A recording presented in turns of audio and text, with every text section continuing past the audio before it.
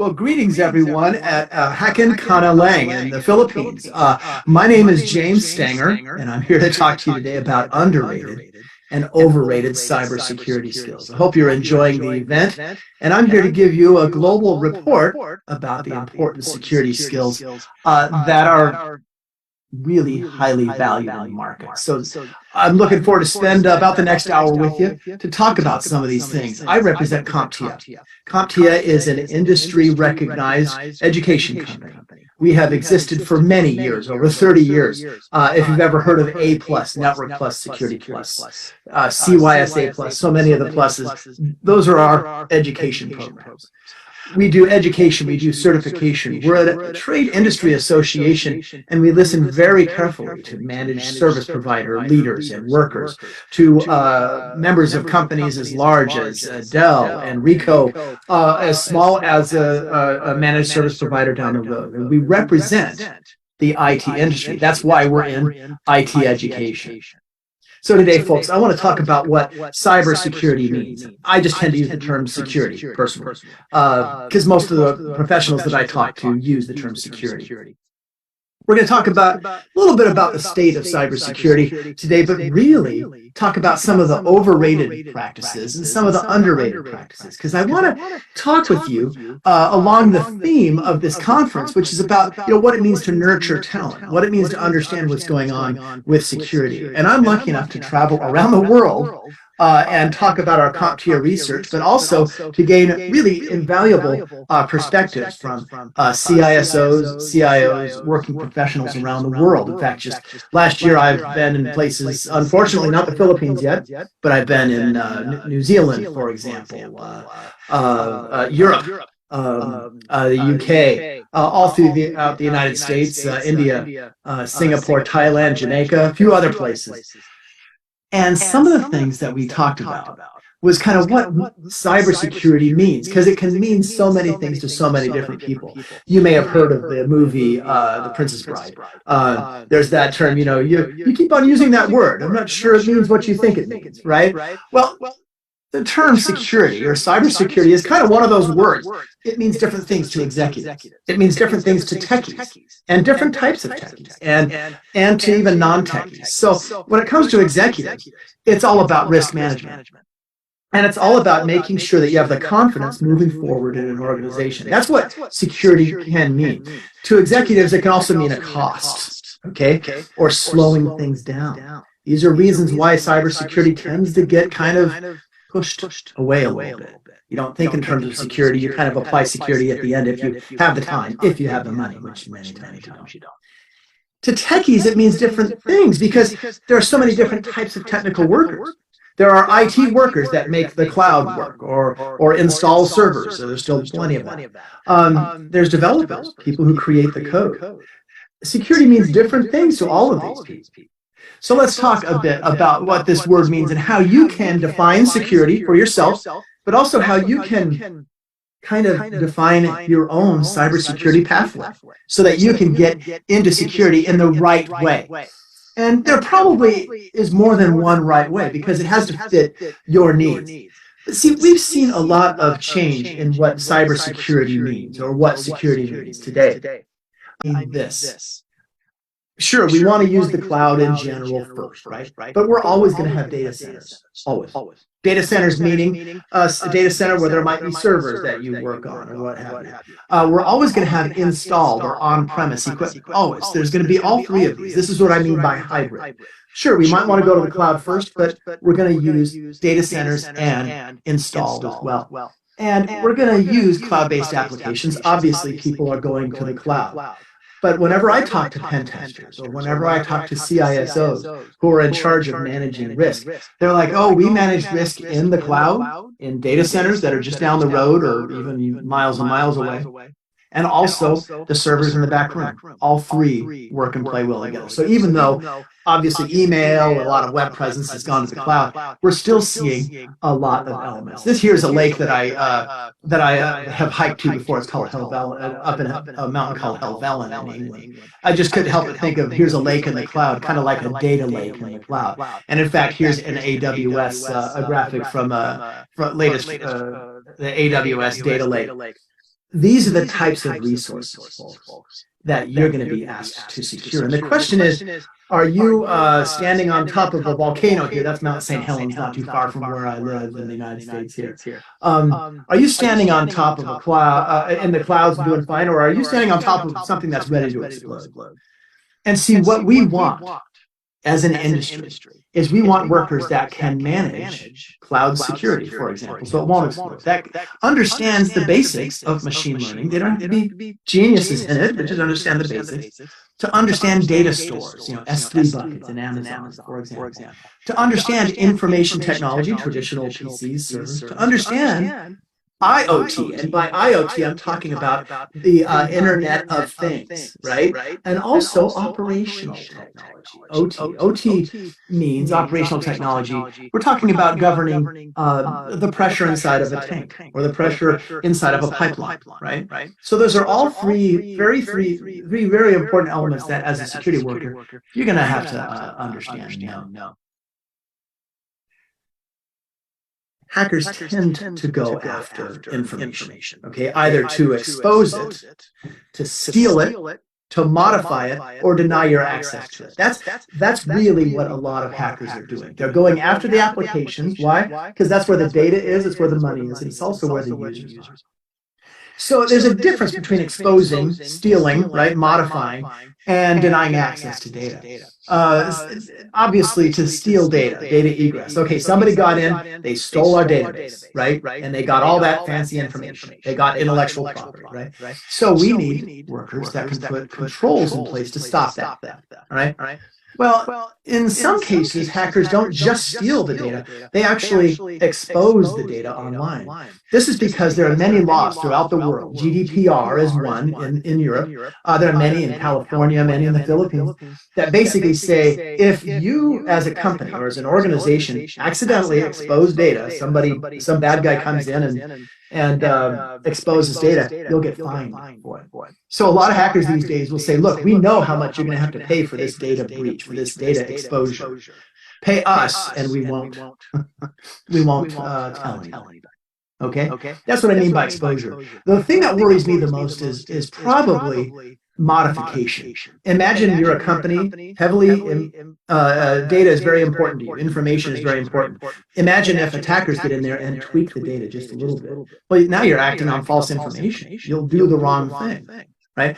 And this has happened over and over again where organizations, governments, for example, have thought that they were doing the right thing, thought that they were working on the right project, when in fact, they were working on wrong data because somebody got in there and basically modified the data. And then, of course, there's denial of access. That's a fancy way of talking in many ways about ransomware.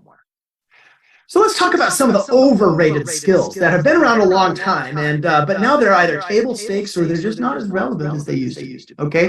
When it comes to protecting data from theft, from modification, etc. So some of the overrated perspectives are things like defense in depth. That's the term, defense in depth.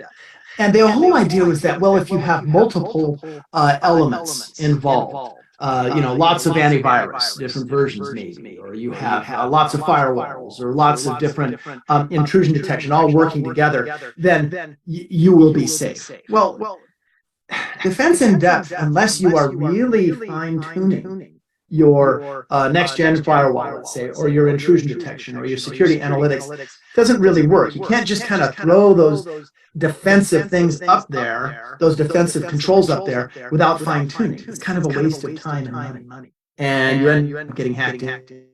Another element is good to go. This, in other words, is like if you've ever gone into a company or you've logged in personally, you log in, and you get an 8-hour login, let's say. Well, that's what I mean by good to go. Oh, well, James authenticated, he's good to go.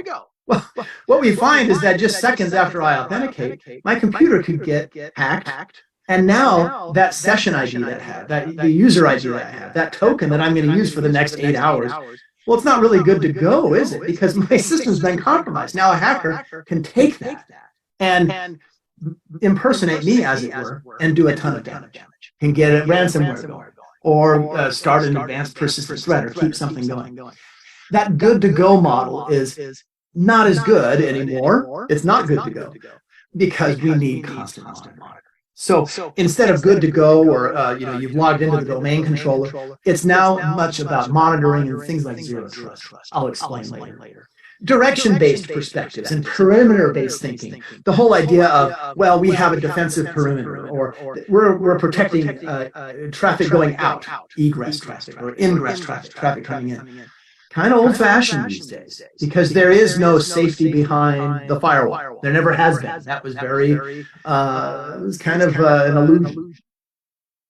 The idea of pen testing is not necessarily a bad idea. But if you just do it alone, I'm going to be a pen tester, or, well, we have pen testers, we're safe. Not so much. Okay. The idea of the security worker as some sort of wizard or a guru or a cowboy, besides these having kind of non-inclusive phrases and ideas, they're not useful for saying, well, our wizard's better than your wizard. Right? Well, really? That is not a great perspective. Now, I'm not saying that you should not excel. I'm not saying that excelling in a skill is unimportant. It's very important. I'm all about hands-on skills. But we really need to do more than just think in terms of the wizard's going to solve everything, because it's not. It's going to be a team that does that. So we talked about some overrated skills. Let's talk about underrated skills. And one of them is security analytics. You see, looking at something called Security Onion. It's a readout, a tool that a lot of security operations centers use. But the first underrated perspective I want to bring up is kind of a center perspective. The idea of the detective, right, or the team leader, or the guide. I've noticed that when I talk to people over at Mandiant, for example, others at Google, when I talk to CISOs, for example, a CIO in the state of New Jersey, or a group, let's see, a chancellor, Amorn Chomchoy in the Philippines, for example, who's the head of NCSA Thailand, they talk in terms of detectives and team leaders and guides. So the idea is that instead of a cowboy or a wizard or something like that, you have somebody who is able to lead through example, but also lead a team. And that team can be fellow employees of a company or a government or whatever, or a team of outsourced employees from around the world. And the whole idea of detection, right? Somebody who analyzes facts. You could talk about Sherlock Holmes, for example, or whatever, Dr. Strange, or somebody who is a really good detective. The idea of a guide. I do a lot of hiking, a lot of kayaking. I've done a lot of guiding over the years. Somebody who kind of makes people follow along. Those are important perspectives for security. I think they're more inclusive. I think they're more accurate. I think there's an idea of, instead of talking about defense in depth, it's all about now monitoring and visualization. Let me show you an applied example here, kind of an analogy, really. You're looking at a picture of the Tower of London. Now, notice all of those walls, right? See those? There's one wall, two walls, and then there's kind of that round kind of citadel, and then behind it, there's another building. So you could say, well, James, that's layers. That's defense in depth. Well, you know what? Those walls were not really built to say, well, if one falls or whatever, then you can go behind another wall. That wasn't the real purpose. Do you realize that the reason all those walls were built was because it enables better monitoring? I mean, notice at the top of the walls, all those little places, those are places to look out, not just to shoot, but to look out and see what the heck is going on. And notice all of those layers enable monitoring. The medieval folks weren't as dumb as we think. They understood the importance of monitoring. And over the last 10 years, we've really seen the IT industry, the security industry, the cybersecurity industry really focus on the idea of monitoring and what that means. So if you're using any sort of depth, you're really there to enable monitoring. Here's another example where you have the moat. You can see a bit of that anyway near the bottom of the picture. And then a wall and then additional buildings. Sure, that does impose kind of layers of security. But if you think about it this way, in the Tower of London there, a lot of the deaths that took place at the order of a government or a king or a queen, right? And a lot of those, this enhanced monitoring was really to try to protect the people inside, the government workers inside, rather than protect them from the hordes outside. Okay. So it's really important to think about what it means to do defense in depth. And it's kind of like layers of an onion, right? And those layers of an onion don't actually create, better protection. It's not like, well, I have a little bit of protection here. here, and some metal, and then inside, Kevlar, and then inside that. It's really those layers enabled monitoring. Now, show me what you got here. Show me what you see here. What I have here is a picture I took in the Grand Teton National Park here 2 or 3 years ago. And in the interest of time, I'll show you. It's right in the middle of the picture, and what you're looking at there in the middle of that picture is a grizzly bear. Okay. The reason I want to point this out is that I was very busy monitoring around because I knew bears were in the area. But notice where this bear is. The bear I found, she was basically grazing and scraping off the bark of a tree and eating the bugs off that tree. You could argue that that bear was a threat actor, right? This is where I was stupidly, I ran towards the bear, and then she kind of started looking up and like, what's that guy doing? My family was running away, and I was running towards the bear. But my point is, as security workers, our job is to look for threat actors, isn't it? You could argue maybe I was the threat actor to the bear. But the other thing that we do is we look for the patterns. And this is a picture that I was lucky enough to take just as I was taking off for a trip. I say lucky because I live in Washington State, and it rains a lot here. And that was a clear day. And on a clear day, you can see, not forever, but you can see a lot of mountains. And you're looking at about 4 different volcanoes. And this pattern, Pacific Northwest people, we know this pattern because it's Mount Rainier, Mount Adams, Mount St. Helens, and Mount Hood. Okay, so it's 4 mountains. And these 4 mountains, we call it RASH: Rainier, Adams, St. Helens, and Hood, right? So there's the 4 mountains. My point is that security analysts, we look for patterns. With practical monitoring, what we do is we look at information sets, at data sets. In this case, you're looking at a really ugly log file from a proxy server, I think. And what we do is we use something, for example, called a Security Operations Center tool. In this case, something called Security Onion. There's so many different versions of, so many different types of these kind of monitoring tools. I like Security Onion because it's free. You can play with it. And so with Security Onion, notice we took that ugly log file, and I was able to drill down. And I was able to represent that log file into bar charts and into pie charts.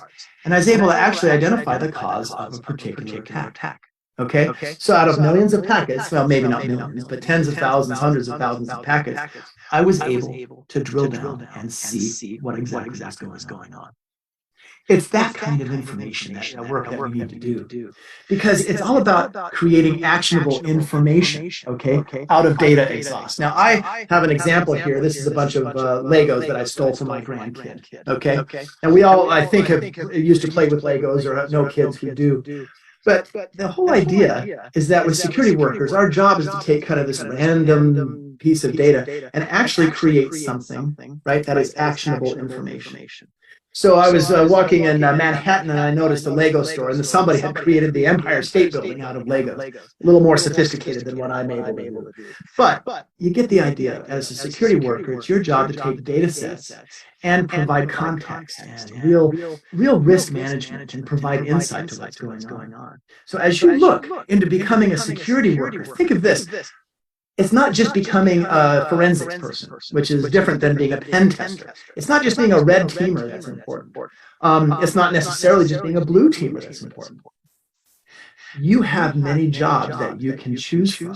You can do a security analyst, where you're looking at data. You can do a pen test, which is where you're actually generating data. The real reason, I should say one of the primary reason why you do a pen test, over and above just becoming compliant to something, is that the pen testers generate noise that the security analysts go, oh, now I know what that attack looks like. And the security analysts can then buy new software or tweak existing software or change processes to find the hackers when they actually happen.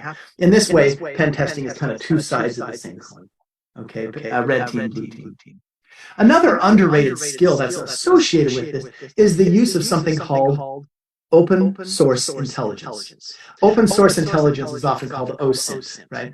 And it's the idea that you can gather information. It's all about gathering data sets. You can gather information about the adversary, about the enemies that are after you. Or you can gather information about how your own systems are behaving, or how they are perceived by people outside of the company.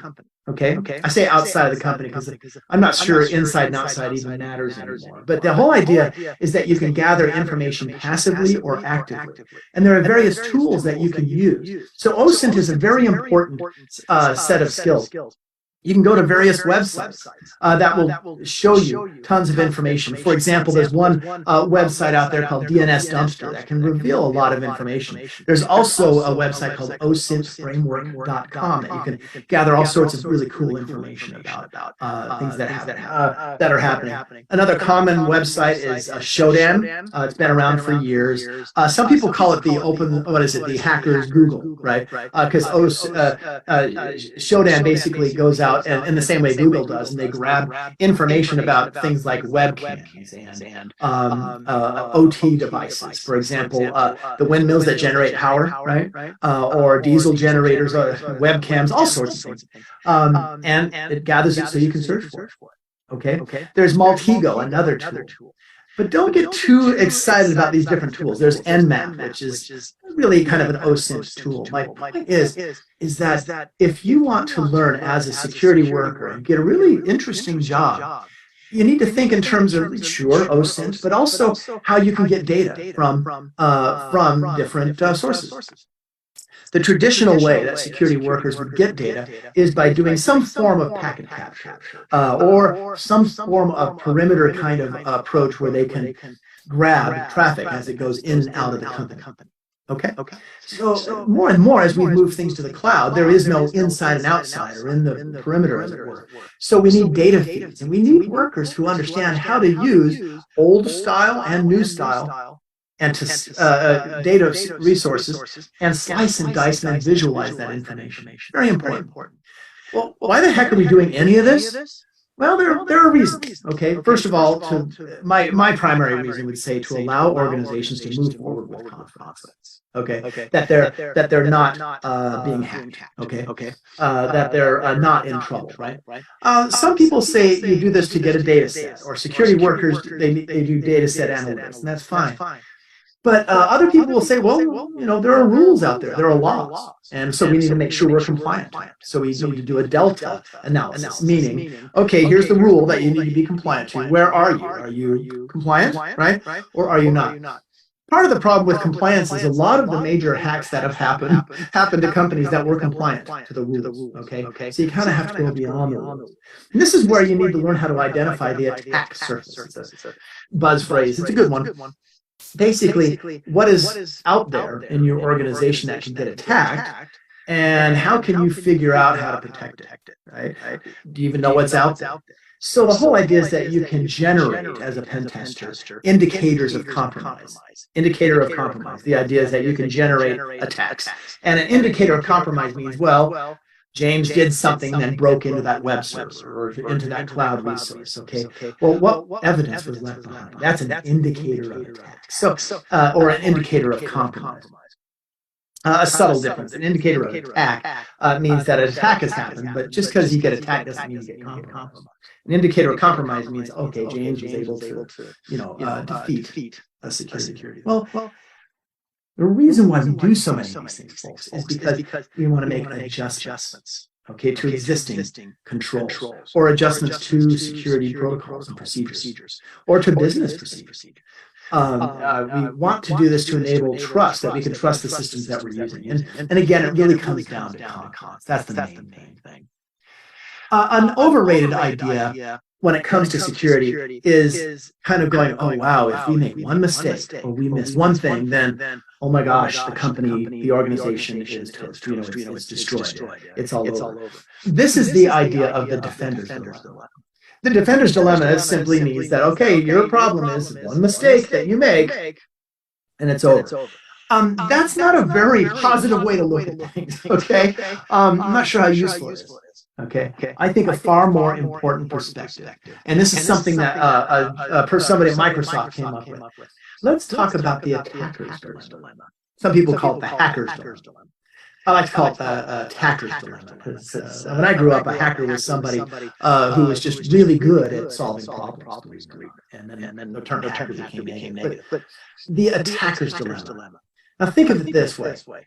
an attacker to get into a cloud resource or to get into a web server that's in your server, whatever, has to follow a certain sequence. Some people will call that the hacker life cycle. And there are all sorts of hacker life cycles out there, good models. The MITRE ATT&CK model, for example, or the Lockheed Martin cyber kill chain. A lot of models out there. But the attacker's dilemma is that as they follow the steps of doing reconnaissance, and as the hacker then moves from reconnaissance into generating an attack and compromising, and then pivoting from one computer or moving from one computer to the next, if that hacker makes one mistake along the way, in all those steps, just one mistake, then, oh, that was too loud of a mistake, and now we're on to you. This is what I mean by the attacker's dilemma. If you focus on the attacker's dilemma, it's much more empowering and much more useful because it allows you to go, okay, we now know the typical moves or sometimes the strange moves that a hacker can make, and we know what it sounds like. Now we know who's lurking in the shadows. Okay, we can find that advanced persistent threat. We can find that that ransomware, the ransomware, how it got in, things like that. So if you focus on the attacker's dilemma, it's much more empowering and productive. A friend of mine who used to be over at Target, he's now over at a company called Mandiant. He came up with his own idea of the hacker life cycle, and it really allowed them to focus on, okay, here's where the attack happens, as the attackers kind of trying to scope out our systems and figure out what's going on, doing reconnaissance, right?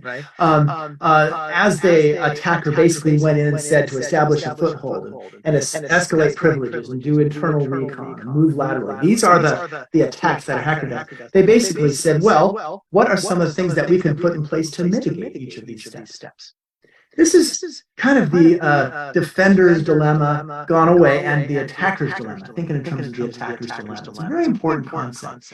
People for years have been talking about automated, orchestrated response, or something called SOAR, S-O-A-R, security, orchestration, and automation response. That's fine. That's fine.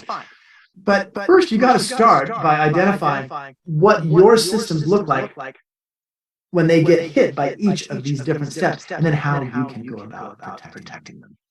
Another underrated concept is the idea of application security and identifying hacker pivots. This is a friend of mine who runs a managed service provider organization. His name is Stephen Tia. He is in Belgium, and he is somebody who told me, he said, it's all about the applications. He said, it's all about the applications. I said, security is all about the applications. And I think he might be right, because there's another friend of mine who works at Amazon Web Services. He manages a team of about, I think it's between 700 and 1,200 developers, people who create code. And he is often inundated. He gets a lot of reports back about all the problems that the application developers run into and some of the mistakes they make. And both of these folks have talked to me about how they consider these supply chain problems, that the developers, because of the tools they have, they kind of make these mistakes. And it's not because they're bad developers or they're lazy. It's because the tools that they give them kind of set them up for failure. Okay? And when I say the tools, I mean the way that S3 buckets are just kind of provided by AWS in some cases, just kind of makes it hard for a developer to enable encryption, to enable security controls. So if it's all about the applications, then maybe one of the things you can learn about as a security professional is not necessarily how to be a programmer. You don't have to be a programmer first to be a security pro. You just don't, right? But if you like doing application work, then why not use that previous experience to become a security worker? It's one way to do it. But regardless if you're a programmer or not, it's very important for you to understand how applications talk. And by talking, I'm talking about the protocols they use, right? All of us understand a language, whether it be Tagalog or whether it be English or Spanish or whatever, because we know the protocols, okay? We know the rules. Well, there are lots of protocols and rules out there. You can start with this one here. It's called the TCP handshake, right? And I'm starting kind of at a basic level, but if you don't understand how applications in TCP talk to each other, that three-way handshake, then you're not going to understand how applications talk. Another very important application, I'm getting kind of deeper into it here, is something called HTTP. The encrypted version is called HTTPS. This is how Zoom talks, for example. It's how many applications talk. In fact, the vast majority. You'll be spending a lot of time working with HTTP. If you don't know those handshakes, then you're not going to be able to secure it. Okay, so this is foundational knowledge. I'm often told by CIOs, CISOs, managers, even security professionals, that a lot of people who want to get into security, who think they know about security, they don't know these foundational elements. They don't know IP, they don't know TCP, they don't know UDP, they don't know HTTP. If you don't know this stuff, there's no way you can be an effective security technical worker. You might be able to be somebody who does compliance work and things, that's fine. But if you want to go technical, learn the foundations. If you don't remember anything else I've said, learn the foundations. There's another foundational element. This here is something called the handshake, series of handshakes for transport layer security. We often call it SSL, right? Secure Sockets Layer, but we really don't use SSL anymore. Globally, we use transport layer security, or TLS. These are the handshakes that are used, or the handshake that's used to get SSL going. So every time you buy something from e-commerce, from Alibaba or whatever, Amazon, there it is. You got to learn how it works. So you have to learn how clients and servers, whether they're in the cloud, whether they're in a data center, or wherever, how they talk. So before you stampede to learn something called Burp Suite, well, you better learn how Burp Suite grabs HTTP traffic, for example, and uses session IDs and exposes it and things like that.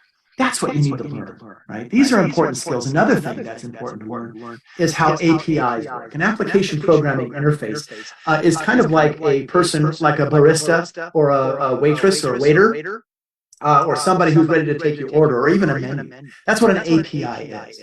And they allow programs to interact with each other, okay? And the analogy I like to use is that if you went to a restaurant, when you sit down at a restaurant and the server comes to you, they say, hey, can I help you? What do you want, right? Well, you say, well, I would like, I would like the vegetarian dish, okay? That's great. You wouldn't stand up and go into the kitchen and say, hey, I'd like the vegetarian dish, because the cook would go, what are you doing here? Go away. It's the waiter, the waitress, the server, right? They're the person who is going to help you. They're the API. All right, what does this mean about security? What we find is that APIs are used so much now, and they're going to be used even more. They're great tools, but oftentimes the process of how an API has one endpoint, your mobile phone, talk to a cloud resource, okay? Sometimes that request and that call process is subject to problems. It's not authenticated properly, or it's not encrypted properly. Sometimes there's a data exposure that happens because there's not proper encryption. All of these things can lead to those big four attacks. We need workers who can understand that. And I like to talk about this in terms of a word that's called an interstice. And an interstice, all that means is where one thing, one technology, connects with another. And it's at that connection point that I call an interstice. If you look at this graphic here, it's where one technology, such as a web server and a SQL server, a database server, talk to each other. That's where the hackers kind of tend to go. So think of your teeth, right? You know, one tooth connects to another. If you don't floss, what happens? A cavity can get in there because the cavity generators, the bacteria, whatever it is, gets in there. Kind of like that with hackers. Each time you have a human being, right, looking at a technology, whether it be an email or an SMS text or a Slack message or whatever, there's grounds for social engineering, for an attack there. So when an API client and an API endpoint, or when texting and the web kind of get together, there's all these ways, these in-between places that hackers love to manipulate. We need security workers who can be creative in thinking about the different types of interstices that happen. I said earlier, HTTP tends to be the dominant protocol, application protocol used today. Web traffic, CRM traffic, remote messaging tools, things like that. They all tend to use HTTP. Well, hackers love to imitate HTTP and kind of come in and insert all sorts of bad attacks and things like that. What we need are workers who can go, oh, that's actually a malformed piece of HTTP that comes from an attacking tool or something. It's not real. Okay. We need workers, and I just kind of wanted to drill down into a specific skill that is something that I've heard over the last year or two as being a very important set of skills, because we need people who can kind of, when they see data, can kind of come to some real conclusions, some important conclusions, and accurate conclusions. We need people who can follow or create what are called decision trees. And a decision tree, that's my kid standing in front of a tree in the UK at Hadrian's Wall. These trees is the idea that, okay, if I make a certain decision, then I branch off, and then there's additional decisions and possibilities that can be made. As an incident response person, for example, you will often follow a decision tree. We also need people who can do analysis of what is causing the problem, not just focusing on the symptom, or maybe there's maybe there's some sort of cause here, but to really identify what is the cause of this vulnerability. Is it a technical problem? Is it a business process problem? Is it a policy that is not in place, or it's the wrong policy? Do end users need to be educated better? Or is it something else? It's this kind of work that we need. So the idea of decision trees and root cause analysis. These are things that you could very much be involved in. You know, another skill that's coming in here that's underrated in some ways, people talk about it a lot, but I'm not sure they really understand it well, is the concept of zero trust. That's the term used, zero trust. Remember earlier when I said the good to go model wasn't really a great one, that if you authenticate, you know, and you get your session ID that's good for 8 hours, now you're good to go for 8 hours. Zero trust is the thing that is the term used for constant monitoring. So I may have authenticated, but what happens is there's constant monitoring going on my user session, or on the steps that I make, or the remote procedure calls, and all the different things that I do to go up to the cloud. There's constant monitoring. And if it seems that James's computer or his user account is not behaving like it should be, then I could get kicked off the network, or additional monitoring, or some sort of intervention can happen. This is an idea or a part of zero trust. Zero trust is kind of a hard thing to talk about. And a lot of people say, well, maybe it's not real. Well, it can be a real thing, and it is very much real. It's a security architecture, kind of a way of doing things. And it's a set of skills and a set of best practices. It can be tough to talk about because it's not just one thing. It's not something like, okay, here's your intrusion detection system. I can see it. I can log in. There it is. Or there's my firewall. Or there's something. It's, you know, it's kind of hard to come up with the poster child, as it were, of zero trust. Take a look at these first 6. The idea is that you are gathering together. This is what I mean by aggregation, and visualizing log files. And those log files can come from anywhere. They can come from an Amazon S3 bucket, that's storage. It can come from a firewall, a router, your mobile phone. It doesn't matter. But there's also analytics that's done, where you take a look at those files and visualize them and look for trends and look for outliers and look for problems. The whole idea is that you're doing continuous diagnostics, not just every other hour or every other day or something like that, but continual diagnostics. And you're doing kind of a behavior analytics. You're kind of searching like a parent for bad behavior. You may not be able to say what that bad behavior will be, but you certainly can recognize it when you see it, right? The whole idea of doing automated response is something that's a very important concept to zero trust, sometimes imperfectly done, but more and more we're using automation to improve time, save money, and improve response time, I should say, and save money. And then compliance and GRC, governance, risk, and compliance. It's kind of a policy-based thing. And there's at least number 7 at least I'd like to add, is the idea of policy change. You need people to really take a policy-based approach, and then to visualize and contextualize information that comes from all these different resources, so that you're not inundated with too much information, so that you can go, oh, okay, I see from all of this crazy stuff that's going on every time James logs up into the cloud, that I can kind of sift through all that and find the important data that might suggest that James's account has been hacked. I like to use the analogy of zombies when it comes to zero trust. And zombie movies, name your favorite zombie movie. I don't know what mine is. Maybe it's 28 Days Later. But think of how a zombie movie can kind of help us understand what zero trust is. Because when it comes to zombie movies, there are essential concepts out there, aren't there? Right? To monitor things constantly, right? You always got to watch out for the zombies, right? You have to act decisively, don't you? Right? There's, is there something where you need to move very quickly and authoritative? One concept of zero trust that's important is that you literally don't trust anything. You don't trust the endpoints. You don't trust the users. You don't even trust the network. The network is even seen as the enemy. Now think about it this way. When it comes to zombies and hackers, what do they have in common? Well, in some cases, they can move incredibly fast. Or in other movies, they are very slow, but they're going to get you eventually, right? In movies, sometimes the infection is very rapid, right? It can happen to anyone. Hackers move separately or they work together, right? There's all these truisms there.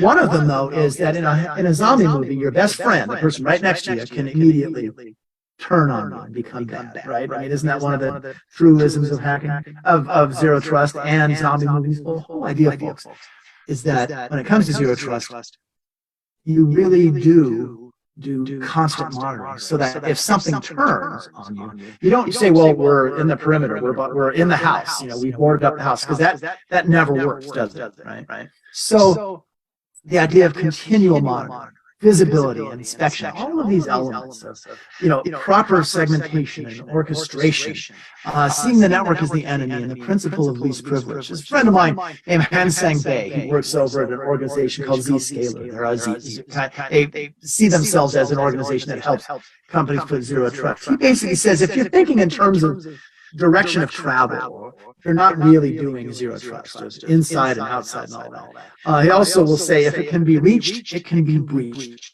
But with zero trust, maybe there are monitoring ways that can help you out of this. I was talking recently to the CISO at Dell, and basically said, I think that after all the things that have happened in the last year or so, we finally killed off the idea that the perimeter will save you.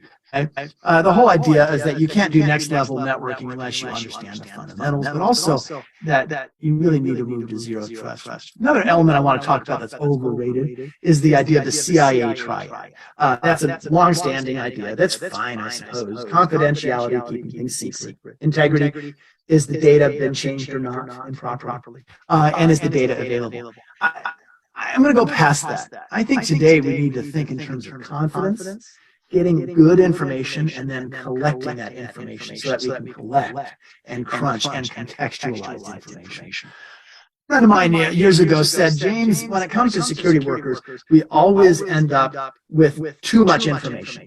It's not the fog of war, which is an old concept that every time battles happen, the strange fog will lift up, and it makes it hard for people to find out what's going on. He says in security, it's the fog of more. It's just too much information. How do we find that hidden information? How do we find that really important information?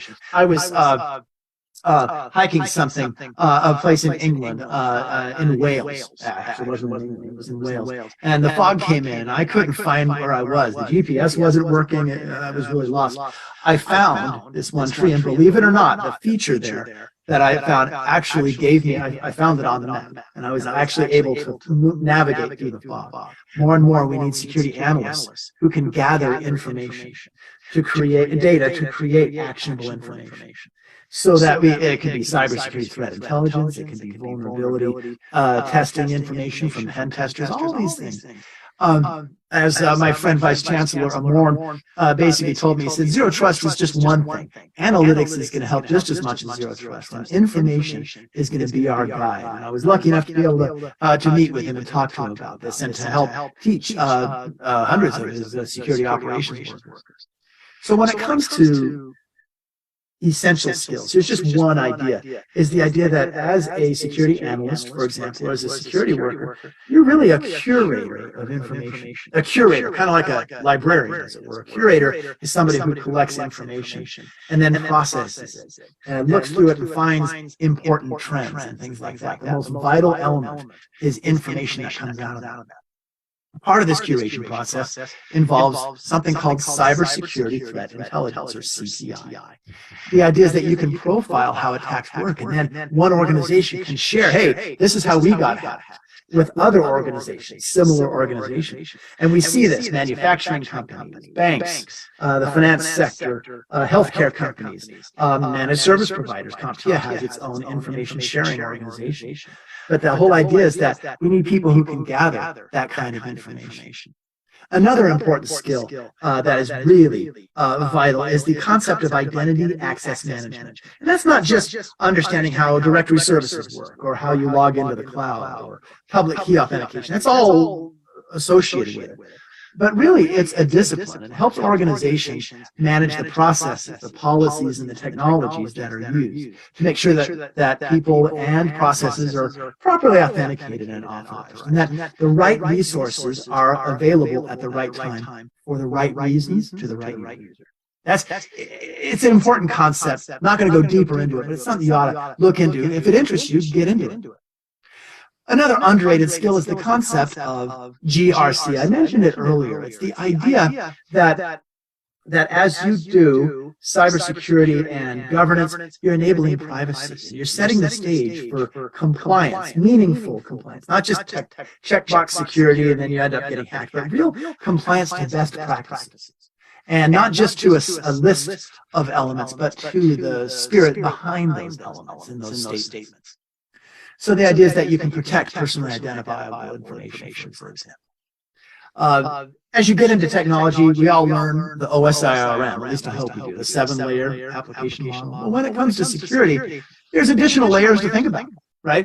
There's the layer 8, the individual, layer 9, the organization, layer 10, governance and compliance. I'm being a little facetious here, but it's the idea that as we get more and more used to using information, it's very important that in addition to that 7 layers, we really focus on the importance of that. A couple of things to end with. Don't cancel yourself out of a security career, right? That's inconceivable, okay? You don't need a 4-year degree necessarily. Really don't. You don't have to start at the age of 10, okay? You don't need to be a math genius.